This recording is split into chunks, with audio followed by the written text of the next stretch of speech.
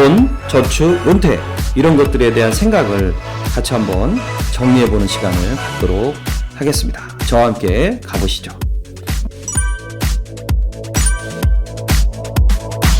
은퇴 부자가 되려면 그럼 지금 여러분들한테 필요한 것은 무엇일까요? 자, 언젠가부터는요, 우리가 은퇴 이후에 비교적 풍족한 연금을 수령하는 교사 공무원들을 부러워하고 있습니다. 평교사 하신 분들도요, 월에 한 300에서 340만 원 정도의 연금을 받고 있는 상황이고요. 관공서나 구청에 공무원 하셨던 분들도요, 월에 200에서 250 정도의 연금은 받고 있으니까 우리가 지금 가입하는 일반적인 국민연금 같은 거 있잖아요. 이런 것들이 지금 평균 60만 원 정도밖에 안 되는 거를 감안하면은 참 부러운 상황입니다. 그렇다면 이 부러움의 대상인 교사 공무원들은 소득의 어느 정도를 불입하고 있는지에 대해서 한번 생각해 보셨습니까? 예.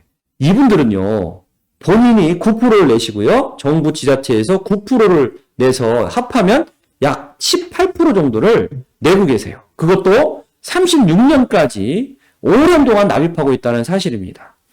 많은 금액을 오랜 동안 불입한 결과에 의해서 비교적 충분한 연금을 수령하고 있다는 사실을 우리는 알 수가 있겠죠.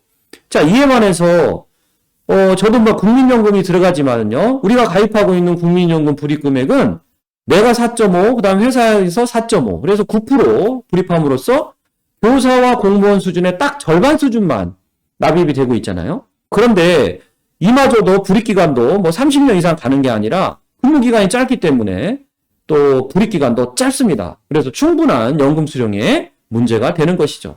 그래서 우리는 적어도 교사 공무원 정도의 은퇴를 위해서는요, 이분들과 차이만큼, 즉 9% 차이만큼을 추가적으로 내 소득에서 저축을 해야 충분한 연금을 수령할 수 있다는 뜻이 되겠죠.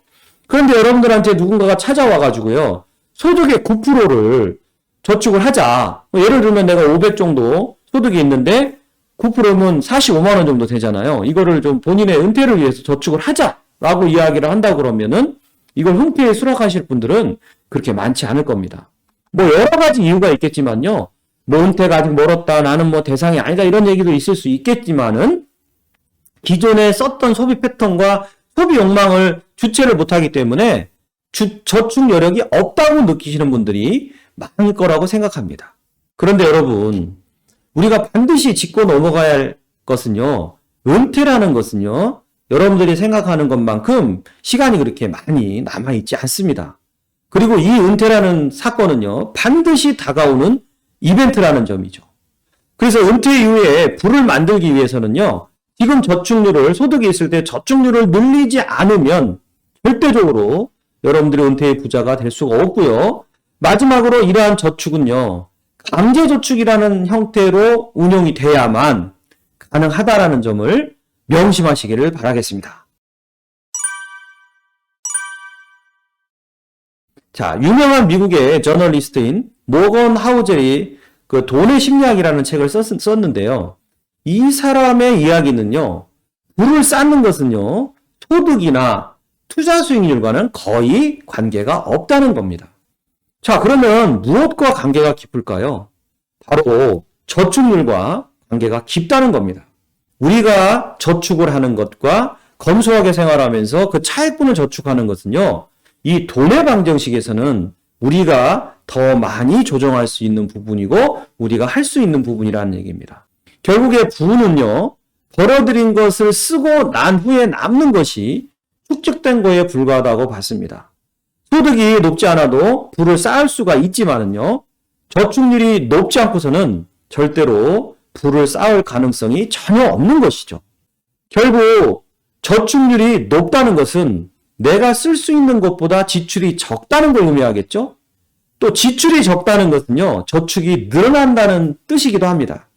그래서 저축을 늘리는 가장 좋은 방법은요, 일단은 소득을 늘리는 것이 아니라 소비 욕망을 줄이는 것에 있다라는 얘기입니다.